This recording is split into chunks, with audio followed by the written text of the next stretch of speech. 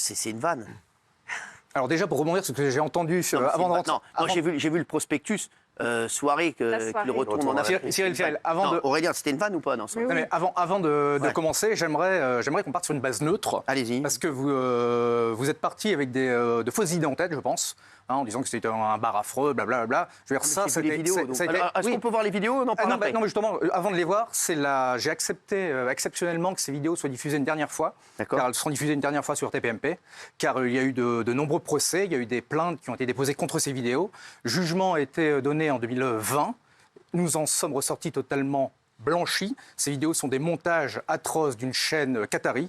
Donc vous allez voir les vidéos, ce sera la dernière fois. Moi je connaissais pas le bar, mais j'ai vu les vidéos, je me suis dit c'est incroyable. Ah mais on parle bien de la vidéo, mais en fait ce sont des montages atroces. Je vais vous montrer les vidéos. On parle bien de la même. Vous allez me dire si vous cautionnez ces vidéos ou pas. Donc on va voir les vidéos, comme ça on les voit, et après comme ça on va pouvoir parler. Alors, pour ceux qui veulent en savoir un peu plus sur le bar, on dit, voilà, il y a un journaliste, en fait, ils disent que c'est un journaliste qui avait infiltré le groupe et filmé en caméra cachée, c'est ça? En l'occurrence, non, on s'est aussi un peu renseigné, ce n'était pas un journaliste, un militant extrême gauche. D'accord. Je ne sais pas si ça fait une grosse différence, non, parce que beaucoup de journalistes sont d'extrême gauche. Non, mais en tout cas, il a filmé en caméra cachée, et dans ce bar, on prône l'identité et la violence, apparemment, et ils sont fiers de parler de ratonnade et de salut nazi. Regardez. Oula. On a croisé un groupe, ils étaient une dizaine, 7 mecs, assez chauds, quoi. Ils voulaient se balader avec leur magnum de grépouze et tout ça, des grosses bouteilles. Et ça a fini, Rémi arrive, une grosse droite, t'entends un bruit, mais BAM comme ça, j'ai jamais entendu ce bruit, vraiment. Nez cassé, avec une fissure là, il commence à pisser le sang, mais de là, quoi. C'est Rémi qui l'a mise? Ouais, c'est Rémi. Et t'as les filles de leur groupe qui se sont interposées, non, arrêtez, ils sont fragiles. On s'est bagarré à 3 contre 3 et ils sont barrés en courant et on les a chargés, ça le pognon qui aille tout aille. Alors ça c'est la première vidéo, on va toutes les voir et puis comme ça après on pourra discuter. Alors il y en a d'autres qui nous a extrêmement choqués puisqu'on parle d'attentats contre des mosquées. C'est le cas d'un monsieur qui s'appelle Rémi Faliz, vous connaissez apparemment? C'est le seul que je connaisse dans toutes ces vidéos en réalité. Alors, on va regarder. Mais le jour où je sais que j'ai une maladie incurable, mec, je m'achète une arme. Je fais un carnage. Charlie Hebdo à côté, c'est de la piste de chien. Carnage, c'est contre qui? Une mosquée, n'importe quoi. Même voiture bélier, je prends ma voiture. Bam! Allez! Marché de Boisienne, c'est où il y a tous les ignobles de l'île qui vont. Tu voles un dimanche en voiture, mais tu fais un bordel. Ça, c'était dans votre bar, hein? Tout à fait. C'était dans votre bar, ça c'est très grave, ça. Hein. C'est très grave. Non, très grave. Et il y a eu des sanctions. On va dérouler. Alors, il y a un petit groupe qui traîne avec des personnes de réels néo-nazis. Et comme dans un autre bar lillois lors d'une soirée, regardez, ça c'est un autre bar. Ça, je voudrais dire. Ça, là, ce qu'on voit, c'est dans un autre bar. Tout à fait. Regardez, à 5 ou 6 km de chez nous. Regardez, c'est juste hallucinant. Regardez. Et ce ne sont pas des gens de chez nous.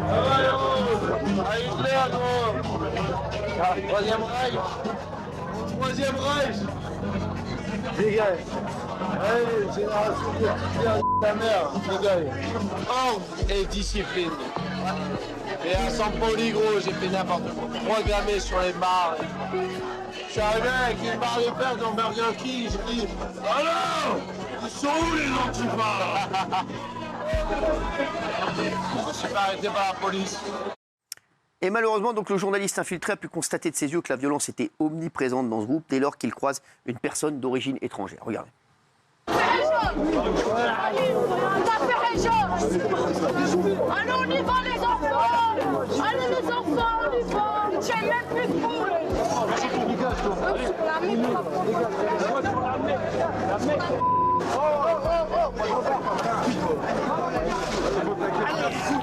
Je mine ses droites. La meuf là? Non, meuf, c'est des rebeux. Voilà, donc ça, alors... Je voulais montrer ces vidéos parce qu'elles sont extrêmement violentes et c'est réel, c'est la réalité. Nous, ici, on montre la réalité, on ne veut pas se voiler la face et justement, on veut faire réagir les gens parce que ça c'est inadmissible. Hein. Excusez-moi. Tout à fait. Non, mais franchement, atroce. ça, on ne peut pas cautionner. Alors, ça, c'était pas dans votre bar, mais que dans votre bar se passent des choses comme ça, Aurélien. Ça, ce n'est pas dans mon bar. Hein, non, je sais. On a entendu dans votre bar. J'ai vu le prospectus. Est-ce qu'on a le prospectus voilà, avec les soirées qui se passent dans votre bar? Voilà. Alors, programme. Donc, soirée Programme de étudiant, février, ça. les beaux bars d'or, donc très bien. Il y a un apéro patriote le vendredi 10. Et ça, cette soirée-là, vendredi 24, soirée spéciale, qu'il retourne en Afrique, c'est quoi? Est-ce que je peux revenir d'abord sur les extraits vidéo parce que c'est important, parce que c'est la dernière fois qu'on les verra à la télé sans qu'il y ait de plainte. On a déposé, jugement a été fait sur tout ce reportage, qui est en fait un reportage fallacieux avec des montages. Par exemple, le fou furieux que vous voyez écrit Zigaï, etc. Je ne le connais pas, je ne l'ai jamais vu de ma vie, il n'est jamais venu à la Citadelle, on ne sait même pas qui c'est. On a déposé plainte contre lui, car on soupçonne même que c'est un journaliste, parce que pour dire autant de mots-clés, vous voyez, la phrase, c'est même pas monté. C'est le mec qui a sorti des mots-clés, il dit machin. Mais qui dit ça dans la vraie vie, dans la réalité? J'espère que personne. Je ne sais même pas. Je ne sais même pas. Donc on a même déposé plainte contre cette personne, parce que... Vous êtes le président, pourtant. On soupçonne... Vous connaissez tous vos membres, c'est un club privé. Mais c'est pas mon bar et c'est pas mes membres. Je vous pose la question. Ah oui, tout à fait. Je les connais tous. Le seul membre de tout ce que vous voyez là, le seul membre de tout ce que vous voyez là, c'est Rémi Faliz, qui a dit des atrocités que j'ai dénoncées à de nombreuses reprises. Il a été viré, car nous ne sommes pas chez les filles. Quand quelqu'un fait de la merde, on le vire. Donc c'était le seul. Tout ce que vous voyez, le reste, c'est passé devant les tribunaux. Imaginez que donc lui, il a été viré, là, Rémi Faliz. Bien sûr, il n'a plus jamais mis les pieds. Vous savez, on a 1350 adhérents. Mais c'est quoi en fait? On a 1350 adhérents. De temps en temps, oui, quand il y a l'alcool, il y a des fous furieux. Il faut simplement que la structure les vire. Mais c'est quoi en fait à la base? Je termine sur le tribunal. Je termine sur les tribunaux. C'est que ça a été jugé. Je n'ai même pas été cité au tribunal en tant que témoin. La Citadelle n'a même pas été citée en tant que témoin. Tant le juge qui a demandé à Al Jazeera les vidéos sans montage, Al Jazeera a refusé. Alors, je veux dire, tout ça, ce n'est que des mensonges. Tous les gens que vous voyez, les machins, c'est pas des gens de chez nous.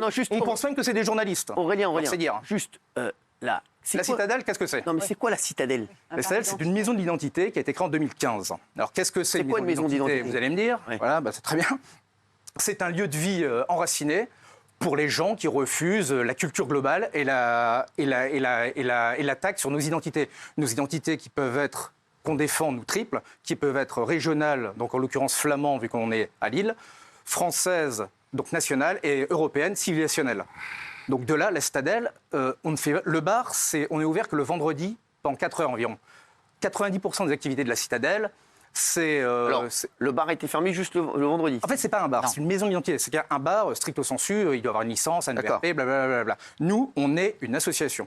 Loi 1901. Et les gens payent pour faire Oui, c'est 10 € par an. Bon, si exceptionnellement, si vous venez, je vous ai apporté une carte d'adhérent. C'est bon, merci. Quels critères vous adhérents? C'est quoi les critères? Alors les critères, c'est simple, ça a toujours été clair. Faut être blanc. Non, c'est pas nécessairement. C'est d'être un patriote sincère. C'est quoi un patriote sincère? C'est quoi la définition d'un patriote sincère? C'est quelqu'un qui aime la France, qui aime son pays, qui vit selon ses coutumes, ses lois, tout simplement. Ce n'est pas une question. Pas les immigrés quand même. Non mais alors attendez, je vais vous donner un exemple. Nous, moi, Mokhtar et moi, on aime bien la France, on aime la France, on adore la France, on est heureux ici. Est-ce qu'on pourrait Vous buvez de la bière ou pas? Parce qu'on est en Flandre, on boit. Non, on boit pas. Même pas du tout, rien. Non. Bon bah, vous aurez des softs, mais on pourrait y être, Mokhtar et moi. Bien sûr.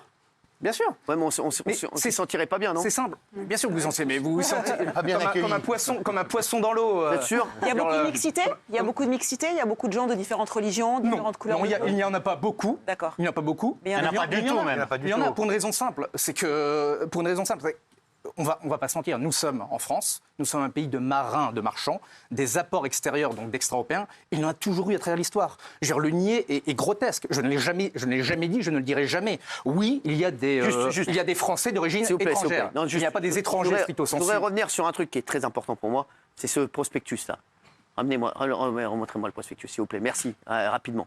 Avec cette soirée. Vous auriez dû mettre le vrai prospectus de la soirée. Non, c'est ça ou pas? Mais non, le ça, qui retourne en Afrique, il y a une soirée. Ça, c'est le programme. Le prospectus, c'est beaucoup plus parlant. Non, mais le programme, c'est quoi ça, qu'il retourne en Afrique? C'est comme le port-salut, c'est marqué dessus. C'est qu'il retourne en Afrique. Non, mais ça je reprenais les termes du député de Fournas à l'Assemblée nationale. Vous mettez au pluriel. Vous mettez au pluriel qu'il retourne en Afrique. Alors là, je pense que ça a toujours été au pluriel. Concernant la polémique qu'il y a eu sur l'Ocean Viking, donc pour vous, c'est au pluriel. Donc vous le mettez dans la sauce en plus. Non, pas du tout. Non, parce qu'on parle. D'accord, oui. Des migrants. Donc je reprenais ce que disait De Fournas en parlant notamment de l'Ocean Viking, en disant voilà tous les bateaux de migrants clandestins qui arrivent. C'est pas raciste de faire une soirée qu'il retourne en Afrique? Pas du tout. C'est quoi le thème de la soirée? Ça consiste en quoi la soirée qui retourne en Afrique? D'ailleurs, c'était pour soutenir le député de Fournas. Donc qu'est-ce qu'on a fait? On a commandé son vin, parce que le député de Fournas est également vigneron, et on allait proposer aux gens de manger du saucisson et de boire du vin. Je pense que c'est pas encore interdit en 2023 en France, et c'est tant mieux, peut-être que bientôt, on ne sait jamais. Gilles? C'est tellement raciste que le parquet a ouvert quand même une information pour provocation publique à la haine. C'est tellement raciste que effectivement vous étiez un club privé, mais comme la mairie de Lille a réussi à prouver que vous receviez du public, elle a trouvé le biais pour vous fermer. Et monsieur, moi ce que je voulais vous demander, c'est, il y a eu des scènes de violence tout à l'heure. Ces scènes de violence, dans votre bar ou ailleurs, est-ce que vous les condamnez, ces scènes de violence? Alors je les ai condamnées déjà à l'époque. Alors surtout que, non mais les trois quarts des trucs que vous avez vus, ce n'est pas dans mon bar, j'ai rien à voir avec tout ça. Si la citadelle était ce que les médias en ont dit, je serais le premier ici à demander sa fermeture. Vous-même, monsieur, en 2015... sa fermeture. Tout à fait. Si c'est ça la citadelle, je demande sa fermeture. Je ne peux pas être plus clair. Oui, mais vous, est-ce que vous considérez comme raciste, vous? Mais pas du tout. D'ailleurs, j'ai fait une très belle vidéo sur l'ethnodifférentialisme, que je me considère comme ethnodifférentialiste. Je considère qu'il y a des peuples différents sur Terre, et que ces peuples ont des cultures, des modes de vie, etc. Il faut une pluralité sur Terre, il faut les défendre. Je veux dire, si je défends l'identité flamande française, je défends également l'identité des Papous ou des Maasai. Vous voyez, c'est ça être identitaire, c'est défendre la totalité des cultures du monde. Et en cela, je ne peux pas être raciste. Allez sur ma chaîne YouTube, Aurélien, et vous verrez la vidéo sur l'ethno-différentialisme qui dure 6 minutes, c'est très clair. Est-ce que sur votre chaîne raciste, vous montrez la scène de 2015 lorsque vous avez attaqué... C'est redondant, raciste. Est-ce que vous à chaque fin de phrase? Est-ce que vous avez montré sur votre chaîne la scène où vous attaquez 2 personnes immigrées en 2015, assis à un bar en train de consommer tranquillement? Scène pour laquelle vous avez d'ailleurs été condamné par la justice. Alors là, est-ce que vous, monsieur, de quoi vous parlez? Monsieur Verracel, c'est bien vous qui avez été condamné pour avoir attaqué 2 personnes en terrasse? Mais jamais. Jamais. Alors ils n'étaient pas en terrasse, c'était à l'intérieur, c'est ça que vous voulez dire? Mais non plus. Mais vous avez été condamné. Non mais là, je ne sais pas de quoi vous parlez. Vous avez pris 5 mois ferme. Ah non, alors là, on parle de la... Alors là, si on parle des deux... Parlons-en. On peut en parler, si vous voulez. Oui, moi, vous avez été condamné pour violence. Je porte mes condamnations comme des médailles, si vous voulez. On va voir le prospectus là, qu'il retourne en Afrique. Vente et dégustation du vin. Voilà, donc ce que vous avez dit, donc du vieux Cassin, on soutient un député courageux. Dacrère, le 24 février à la Citadelle, rue des Arts. Il est venu, le député? Non, mais il n'était pas prévu qu'il vienne. C'était comme il dit les mots, c'était pour lui envoyer un peu de force. Alors, avant qu'on soit en pause, Gilles vous a posé une question, vous allez répondre. Vous voulez lui reposer pour que les téléspectateurs... Avec plaisir. Je disais à monsieur Verracel que vous condamniez la violence qu'on voyait sur des vidéos tournées dans votre bar et dans un autre bar. Bar raciste. Mais que vous-même, j'ai pas utilisé le mot là, mais que vous-même étiez, si je puis dire, une sorte d'apôtre de la violence, puisqu'en 2015, vous avez attaqué 2 personnes attablées dans un bar et que vous avez été condamné pour cela. Et vous avez répondu, je porte mes condamnations comme un triomphe, etc. Comme une médaille. Est-ce que vous avez lu le PV de cette altercation? Vous l'avez lu ou pas? Non, j'ai pas lu le PV. J'ai vu votre condamnation à 5 mois ferme. Mais vous l'avez lu dans Libération?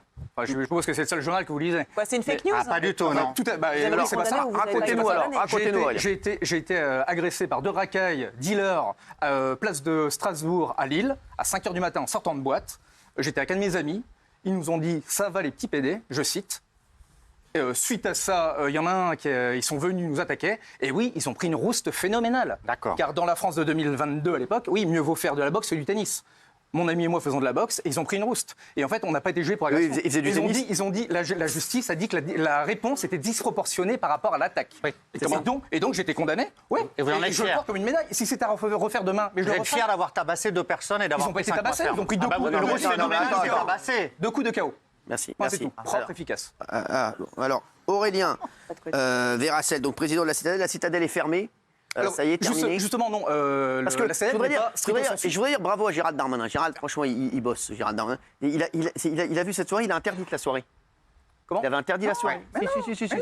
Mais écoutez, je suis au courant, c'est mon sujet. C'est lui qui a poussé pour fermer le bar. Ah voilà, il a contacté le préfet, sauf que déjà l'arrêté préfectoral... Oui, mais bon, en tout cas... Vous êtes déjà membre... L'arrêté préfectoral n'est jamais sorti. Il a bougé. Donc, selon la préfecture, la soirée n'est même pas interdite du tout, parce qu'elle n'est pas illégale. Et d'après la mairie, c'est un arrêté municipal qui ne vise pas la soirée, qui ne dit pas que la soirée est illégale, qui dit aujourd'hui que notre association, qui était un club privé, est devenue un ERP soudainement. Sauf que l'association, le bar... Alors un ERP, c'est un établissement recevant du public, parce que les gens ne vont pas comprendre. Bien sûr. Que Martine Aubry nous a fait de nombreuses procédures, qu'elle ne le découvre pas. On appelle ça, comme l'a dit mon avocat, un détournement de pouvoir. C'est une notion de droit administratif. Cet arrêté va sauter. La soirée du 24 aura lieu et je vous y invite tous. Non, mais il faudra adhérer. Moi, j'ai piscine. Vous étiez déjà. J'ai boxe et tennis.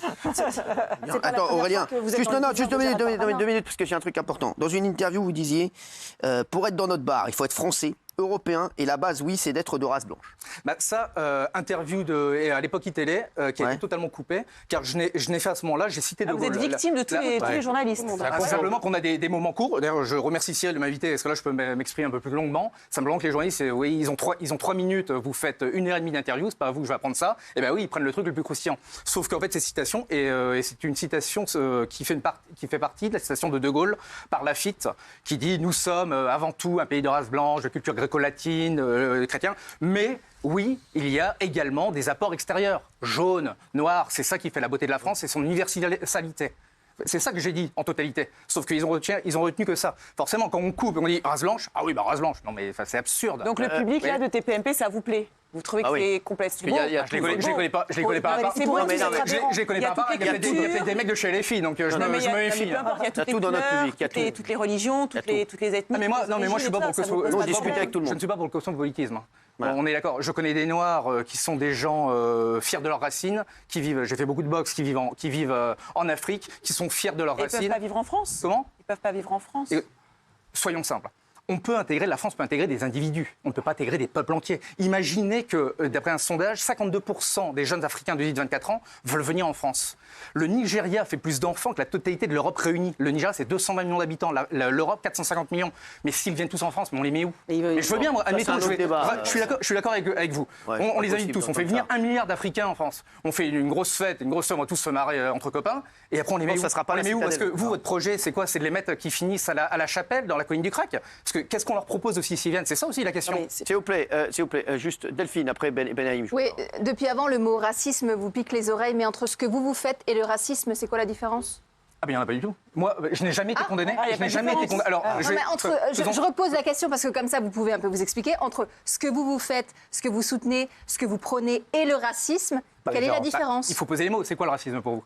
La haine de l'autre. La discrimination, la haine de l'autre. La discrimination et l'hierarchie des races. Comme je le disais, moi je défends à la fois les cultures papoues, les cultures maasai. En tant qu'identitaire, je voyage beaucoup, je défends la totalité du pluralisme des cultures. Vous voyez, quand je vais en Afrique, quand je vais en Afrique, j'ai envie de voir des Africains. Vous voyez, j'ai pas envie de voir, quand je vais à Marrakech, j'ai pas envie de voir une bande de Parisiens ivres et coquets. Vous voyez, j'ai envie de voir des Marocains fiers de leur culture. Si ça c'est du racisme, il faut m'expliquer. Je suis peut-être le plus antiraciste de tout ce plateau. Non mais c'est bien que vous exprimez, c'est important de le dire. Est-ce que ça vous pose des problèmes, les synagogues en France, les mosquées en France? Encore une fois, tout est une question de nombre. Le fait qu'il y en ait aujourd'hui 2000, oui, ça me pose un problème. Parce qu'en fait, il y a un changement de population qui s'opère et ça me pose un problème. Parce que comme le disait De Gaulle... Non mais les dingos, Cyril, les dingos. Le grand remplaçant, c'est des chiffres. Alors, admettez que ce n'est pas un hasard malgré tout que vous soyez dans le viseur du ministre de l'Intérieur, Gérald Darmanin. Vous êtes un des fondateurs du mouvement identitaire qui s'appelle Génération Identitaire, qui a été dissous. Et maintenant, il y a ce bar qui pose également problème, avec cette thématique qui pose également problème. C'est que donc vous êtes un merveilleux rhéteur, parce que là, à chaque fois, vous essayez de nous embrouiller et de jouer avec les lignes, mais vous ne dites pas réellement le fond de votre pensée. Donc vous avez raison, et moi je suis un vil mythomane. Non, je dis que vous jouez avec les mots et que vous ne dites pas réellement le fond de votre pensée.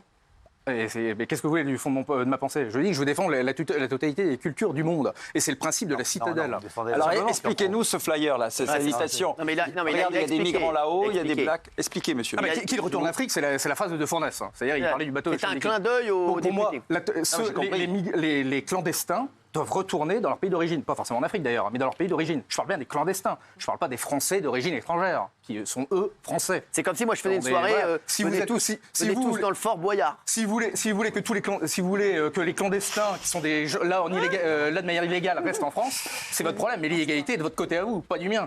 Je vais sur les clandestins, il y a 80 à 90% des OQTF qui ne sont pas appliqués. Donc qu'est-ce qu'on en fait? C'est quoi le projet? On les met à la colline du Crac? Qu'est-ce qu'on en fait de tous ces gens-là? J'ai vu le reportage juste avant. Oui, ben voilà, maintenant ils servent de manœuvre à bas coût à des patrons voyous et ils sont en concurrence directement avec nos pauvres. On a suffisamment de pauvres en France pour ne pas accepter tous les pauvres de la planète. Mais vous êtes tellement d'extrême droite que même Génération Identitaire ne veut plus de vous. C'est-à-dire que les associations en France, les plus d'extrême droite, disent ce gars-là, on n'en veut plus. Monsieur, là, l'idéologie que vous prenez, c'est purement la haine de l'autre. C'est la provocation à la haine raciale, c'est la haine de l'autre, c'est je déteste les Noirs et les Arabes, c'est ce que vous pensez. Pourquoi vous ne le dites pas explicitement? C'est ce que vous incarnez, une France blanche, uniquement avec des Blancs, pour des Blancs. C'est pas la France d'aujourd'hui. À l'origine, la France est plutôt blanche. Mais voilà, oui, je suis désolé, c'est l'histoire. Vous professez ici la haine de l'autre, monsieur. Non, et d'ailleurs, je vais même vous dire une meilleure chose. C'est qu'on a déposé 8 plaintes suite au truc d'Al Jazeera. Et il y a 5 ans, aujourd'hui, il y a la semaine dernière, il y a 2 plaintes qui viennent d'être prises en compte par la magistrature. Il y a 2 mises en examen qui viennent d'être prises en compte par des gens assez connus du PAF, ça sortira, l'AFP le sortira la semaine prochaine. C'est-à-dire, là, je suis un mec Sabat, donc je ne peux pas déposer plainte contre vous, parce que là, on est dans un débat, vous voyez. Mais pour ce que vous avez dit, là, vous nous noyez sous un fatras, et vous me paieriez mes prochaines vacances au ski. Voilà comment ça se passe, monsieur. Parce que vous avez tort, vous avez êtes un menteur. Alors, excusez-moi, s'il vous plaît, c'est vrai que vous vendez des t-shirts anti-racaille dans votre établissement ou pas? Avec écriture anti-racaille, c'est ce que disent les gens sur les réseaux. Il y a eu une série de t-shirts anti-racaille, on n'en vend pas, il y a eu une série de t-shirts à un moment donné. Alors, qu'est-ce que c'est la racaille pour vous? C'est les gens qui emmerdent c'est les mecs qui emmerdent les gens dans la rue. Là, je peux pas être plus clair. C'est tout. La racaille n'a pas de couleur, stricto sensu. C'est tout. Oui. Est-ce que vous pourriez tomber amoureux de quelqu'un d'origine africaine ou maghrébine, ou selon vous, les blancs ne doivent pas se mélanger, selon vos idées? Alors, encore une fois, je ne vise pas des individus. Donc, en fait, ça veut dire que ça peut arriver. Ça peut arriver, parce que l'amour ne se contrôle pas. À un moment, c'est pas l'État si un jour j'arrive au pouvoir, admettons, ce sera bientôt, j'espère, l'amour ne se contrôle pas. Donc ça arrive, et ça arrive, et je ne l'interdirai pas. Moi, clairement, je préfère sortir avec... Je suis avec une blanche et je suis très bien avec elle. Est-ce que vous pouvez préférer passer une soirée avec des racistes ou avec avec Mokhtar et moi? Écoutez, d'après vous, mais peut-être que Mokhtar est raciste. Je sais pas, moi, peut-être. Non, je le connais. Moi, j'en connais pas des racistes. Vous en connaissez plus que moi, apparemment. Moi, j'en connais pas. Donc voilà, je fasse pas de soirée avec eux. Oui. Vous avez dit tout à l'heure qu'il y avait peut-être trop de mosquées ou trop de synagogues, par exemple. Il y a 5 ou 6 millions de... J'ai pas parlé de synagogues. Si vous avez dit, il n'en faut pas... donc... J'ai parlé des mosquées. J'ai rarement été agressé par des juifs à Paris. Donc vous avez un problème par rapport aux musulmans, alors? Au racaille, pas forcément aux musulmans. J'ai jamais cité les musulmans. Il y a des musulmans, comme les harkis, qui sont des gens très bien et qui se comportent bien. Donc il y a des très bien et des pas bien. Il y a plein de... Oui, mais donc des musulmans qui sont très bien. Moi, je pars du principe qu'il y a des cons partout. Écoutez, je suis exactement du même œil. Donc il y a 6 millions... ce que je dis. Non, c'est pas tout à fait ça. Non, parce que là, on parlait des mosquées, vous avez dit... Il y a 6 millions de musulmans français, nos compatriotes. Est-ce que vous trouvez qu'il y en a trop? Oui, je pense qu'il y en a trop, oui. Et ça, vous trouvez que c'est pas raciste? Vous trouvez pas qu'il y a on parle d'une religion.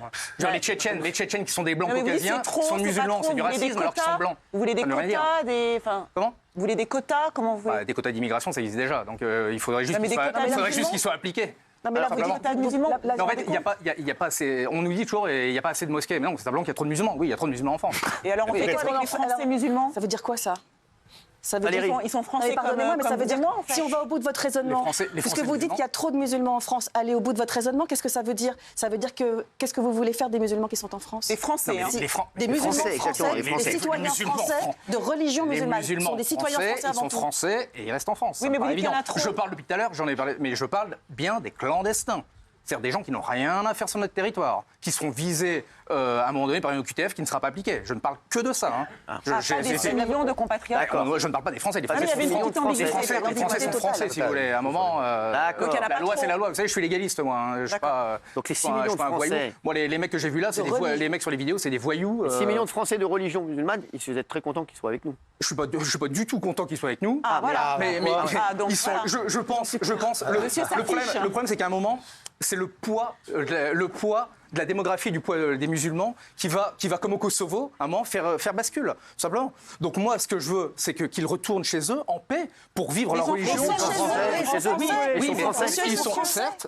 Alors souvent, ils sont de double nationalité, mais qu'ils retournent, en fait, qu'ils retournent vivre en terre d'islam, car la France n'est pas. Est-ce que vous pouvez dire à Mokhtar de retourner chez lui? On verra. C'est bon. Est-ce que Mokhtar se comporte bien? C'est pas une racaille, Mokhtar. Il est comme la plupart des musulmans, il est exquis. Il est exquis. Je le mangerai, je l'adore. C'est vrai. Mais je suis persuadé. Attention, je suis persuadé qu'il y en a plein qui se comportent très bien. Non, mais tout le monde se comporte très bien. Ah non, pas tout le monde. Non, mais comme j'ai dit, moi, il y a des cons partout, en fait. En fait, c'est une question de nombre. On peut intégrer des individus, on ne peut pas intégrer des peuples entiers, tout simplement, c'est tout. Bon, écoutez, vous ferez votre débat dans votre bar. Est-ce qu'il va rouvrir le bar? Il va rouvrir le bar ou pas? Non. Il va rouvrir le bar? Alors, je vous assure que la soirée, contrairement à ce qu'a dit le troubadour de la France Insoumise David Guiraud, la soirée du 24 aura lieu. L'arrêté préfectoral municipal va sauter à coup sûr, mais Martine Aubry est tellement poussée par son extrême gauche qu'elle était contrainte malheureusement de faire quelque chose. J'en veux pas à cette brave dame. Donc, bien sûr qu'elle aura lieu. Bien sûr, c'est évident. Merci d'avoir été là, Gilles, ça va? Non. Merci. Respire, Gilles. Et pas bien. Allez, merci en tout cas, merci. Merci. C'est bon. Tu n'étais pas bien là. Bah non, ta soirée elle aura jamais lieu, ton bar il va être fermé ad vitam aeternam, et puis ta haine de l'autre, elle me tétanise. Il est chouquette. Je suis tétanisé parce que tu dégages comme haine de l'autre. Un peu de haine alors. Non, toi, même dans tes yeux, je lis de la haine et ça me tétanise que j'aime pas la haine. Ouais, moi, je lutte par amour de mon peuple, pas par haine des autres. Pour ta rédemption, tu devrais écouter des musulmans qui sont parfaitement intégrés, qui vivent très bien dans la société française, qui vont bosser le matin, qui sont très contents. Tout à fait, il y en a. Et arrête de les haïr, arrête. Mais il y en a, j'ai jamais dit l'inverse. Mais tous, il y en a 99,9%, monsieur, voilà. J'ai dit ça? Non, c'est moi qui te le dis. Vous avez beaucoup de chiffres, l'arrêtez, mais vous savez pas trop ce que vous racontez. Merci.